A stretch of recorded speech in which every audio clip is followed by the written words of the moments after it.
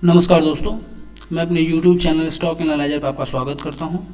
आज इस वीडियो में हम जो दो स्टॉक की चर्चा करेंगे उसमें पहला स्टॉक है India bulls housing finance limited का और दूसरा स्टॉक है महिंद्रा एंड महिंद्रा का। दोनों ही स्टॉक्स के बारे में अच्छी खबर आई है। तो सबसे पहले हम India bulls housing finance limited की चर्चा करेंगे और उसके गुड न्यूज़ को जानेंगे कि क्या है वो गुड न्यूज़, और इस शेयर के टेक्निकल और फंडामेंटल का एनालिसिस करेंगे। उसके बाद हम महिंद्रा एंड महिंद्रा का वो न्यूज़ जानेंगे कि कौन सी वो अच्छी खबर है। उसके बाद हम उसके टेक्निकल और फंडामेंटल की एनालिसिस करेंगे। तो आइए बढ़ते हैं। इंडिया बुल्स को लेके जो दोस्तों सबसे अच्छी खबर आई है अभी हाल फिलहाल में वो है businesstoday.in। इसमें एक खबर छपी है, वो है कि ICRA जो एक इंडियन क्रेडिट ट्रेडिंग एजेंसी है और ये ओन्ड बाय है मूडीज़ जो यूएस की कंपनी है वो इसको ओन करती है।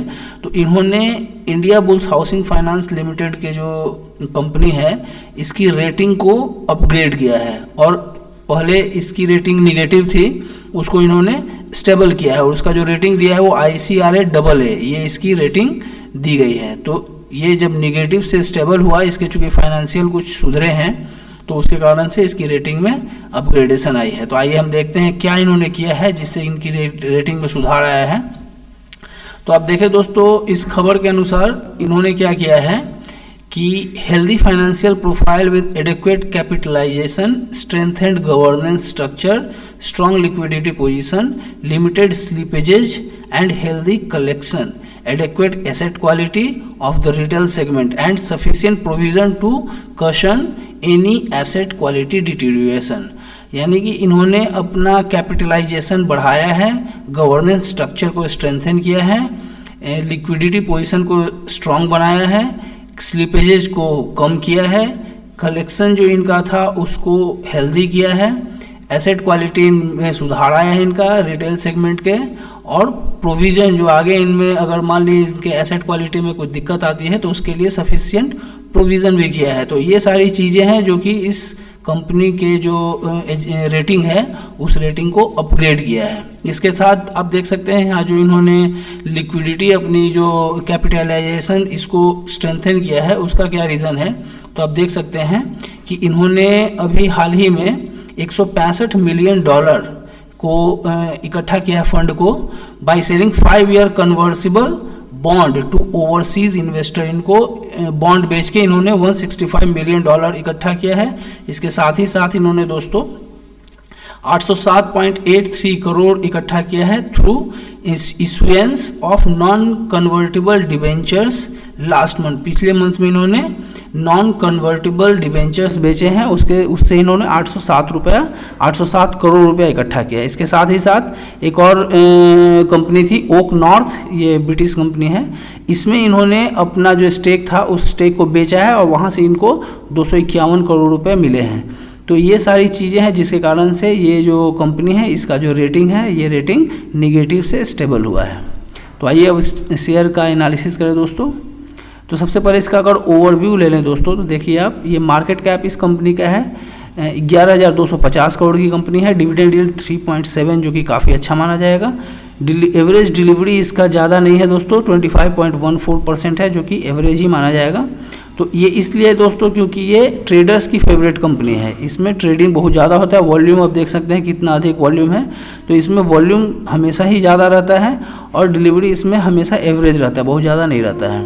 आप अर्निंग शेयर देख सकते हैं, अर्निंग पर शेयर 26 का जो कि अच्छा है।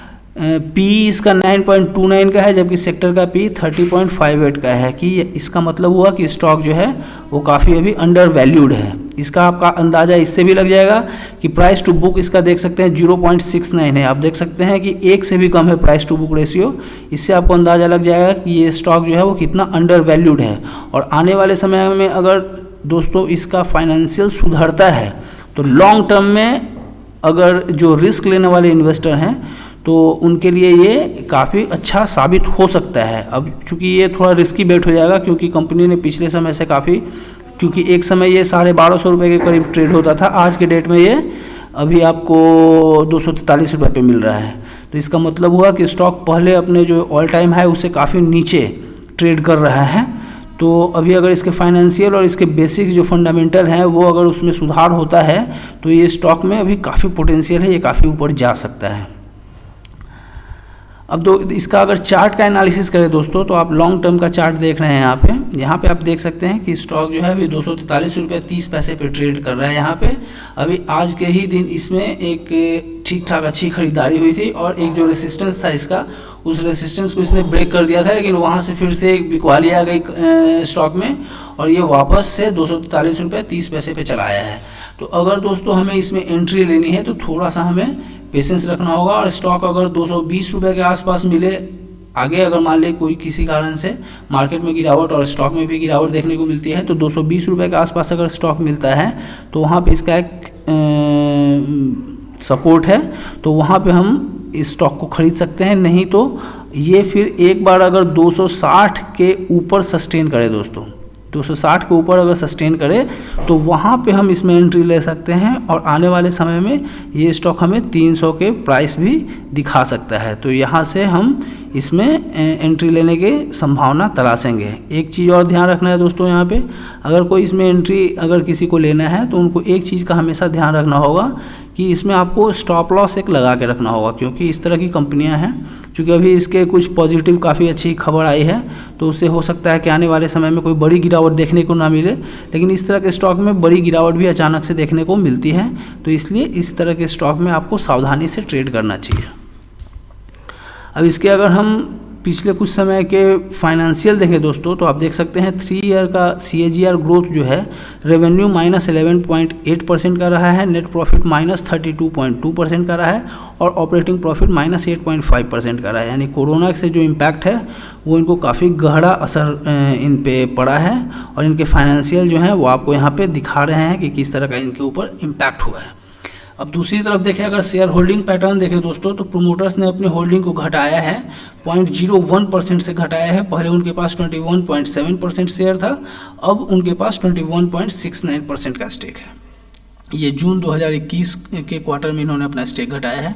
लेकिन म्यूचुअल फंड ने अपनी स्टेक को बढ़ाया है, वहीं नंबर ऑफ म्यूचुअल फंड्स हैं उन्होंने भी अपना पार्टिसिपेशन बढ़ाया है। FIIs ने भी अपनी होल्डिंग बढ़ाई है।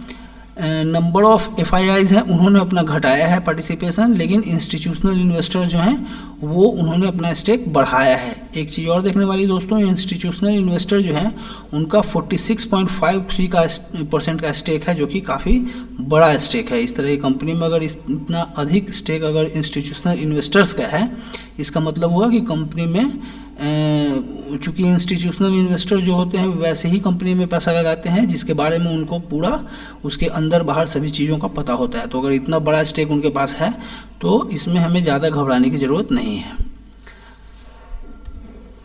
अब आप देख ले दोस्तों, अगर इसका हम सिंपल मूविंग एवरेज देखें तो 5, 10, 20, 50, 100, 200 डे हर मूविंग एवरेज से स्टॉक अभी ऊपर ट्रेड कर रहा है, 243 रुपये पर ट्रेड कर रहा है। इसका मतलब है कि शॉर्ट, मीडियम और लॉन्ग टर्म में ये स्टॉक जो है अभी उसका काफ़ी बुलिश एक ट्रेंड में है।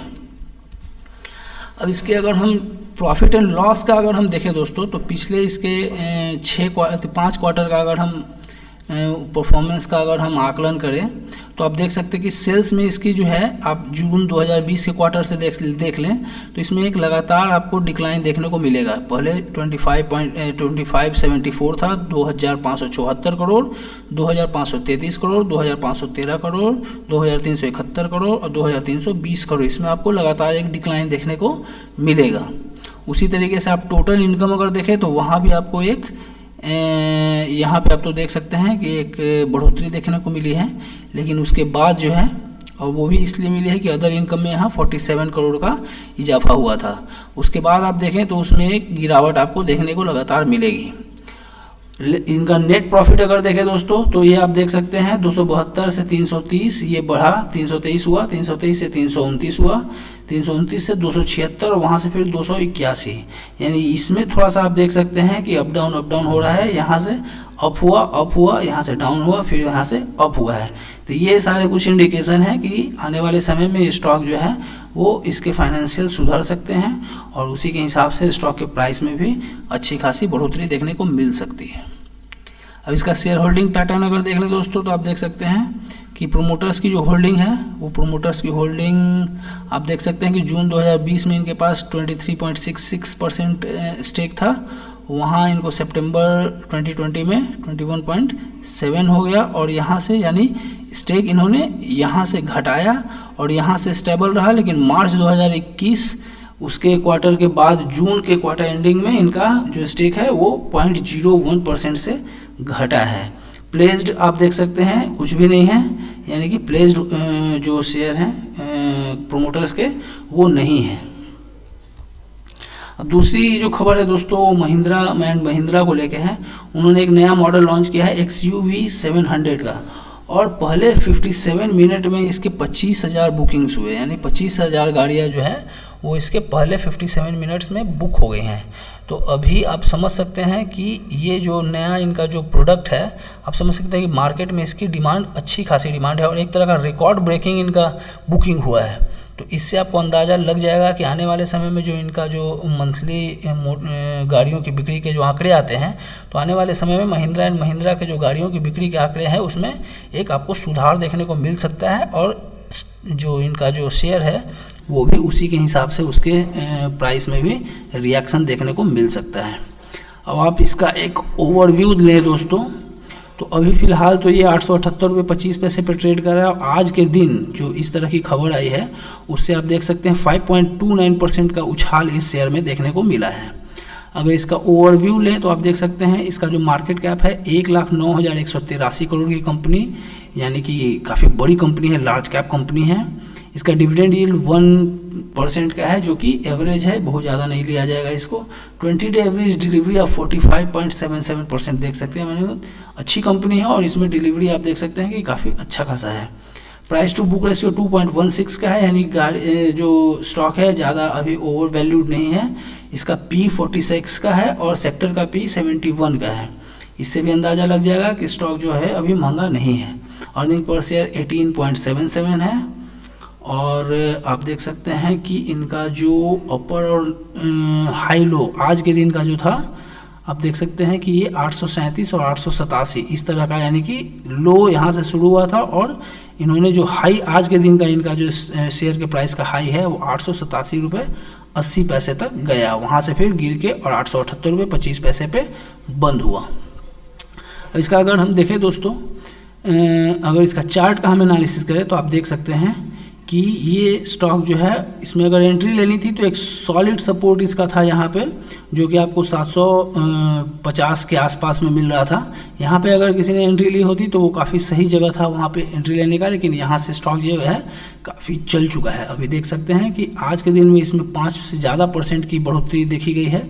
तो अभी ये स्टॉक अपने एक रेसिस्टेंस के नज़दीक है। अगर यहाँ से ये बढ़ता है स्टॉक दोस्तों ऊपर की तरफ, तो आपको थोड़ा सा इसमें ध्यान देना पड़ेगा, क्योंकि अभी ये इसका RSI आपको दिखा रहा है कि अभी ये ओवरबॉट कंडीशन में है, यानी इसमें ख़रीदारी काफ़ी हो गई है, और अब हो सकता है किसी भी समय अगर इसमें कोई प्रॉफिट बुकिंग वगैरह आती है तो ये शेयर में आपको गिरावट देखने को मिल सकती है। तो इसमें एंट्री लेने के लिए अभी आपको थोड़ा सा सावधान रहना चाहिए, और RSI अगर इसका ये आपको 70 के नीचे आए तो वहाँ पे आप इसमें एंट्री लेने के मौके देख सकते हैं। वहाँ पे अगर नीचे के प्राइस में आपको अगर ये 840 के समय पास एक इसका सपोर्ट बनता है, तो 840 के नज़दीक में अगर मिले तो वहाँ पे आप थोड़ा थोड़ा करके लेना शुरू कर सकते हैं। इसका जो सबसे बेस्ट जो था वो तो था इसका आपको 750 के आसपास। अगर 750 के आसपास किसी ने लिया होगा तो वो उसके लिए काफ़ी सही लेवल था, लेकिन अब ये स्टॉक अच्छा चल चुका है, और आने वाले समय में हो सकता है कि इसके रिज़ल्ट वगैरह भी, गाड़ियों की बिक्री के जो रिज़ल्ट आएंगे वो अच्छे आने की उम्मीद है, और उसके बाद इसमें और प्राइस में मूवमेंट देखने को मिल सकता है। तो इसका एक दोस्तों देख लीजिए आप, इसके अगर 950 यानी यहाँ अभी 878 रुपये पर ट्रेड कर रहा है, यहाँ से अगर ये स्टॉक चलता है और अगर ये 960 के ऊपर ब्रेकआउट देता है तो वहाँ पे फिर इसमें एंट्री की जा सकती है, क्योंकि अगर ये स्टॉक ब्रेकआउट दे देता है तो ऊपर का फिर क्या लेवल होगा इसका वो किसी को पता नहीं होता है। तो इसलिए अगर ये स्टॉक ऊपर में ब्रेकआउट दे और 960 के ऊपर सस्टेन करे तो हम या तो वहाँ पे एंट्री लें, नहीं तो फिर हम थोड़ा इंतज़ार करें और 760 के आसपास में अगर या फिर 800 के आसपास में स्टॉक मिले तो हम वहाँ पे इसमें एंट्री लेने की सोच सकते हैं। अब इसका अगर हम फाइनेंशियल देखें दोस्तों, तो इसका आप देख सकते हैं revenue -6.7%, net profit -37.7%, operating profit 1.1% का पॉजिटिव है, यानी कि रेवेन्यू और नेट प्रॉफिट नेगेटिव है, ऑपरेटिंग प्रॉफिट आपको पॉजिटिव दिख रहा होगा, यानी इसके फाइनेंशियल जो है वो बहुत अच्छे आपको दिखाई नहीं दे रहे होंगे। जो पीछे कोरोना का जो इम्पैक्ट है वो इस कंपनी पे अच्छा खासा आपको दिख रहा होगा। आप देखें प्रोमोटर की प्लेस्ड होल्डिंग जो है रिमेन अनचेंज्ड एट 1.34% पे इनकी प्लेस्ड होल्डिंग अभी बनी हुई है।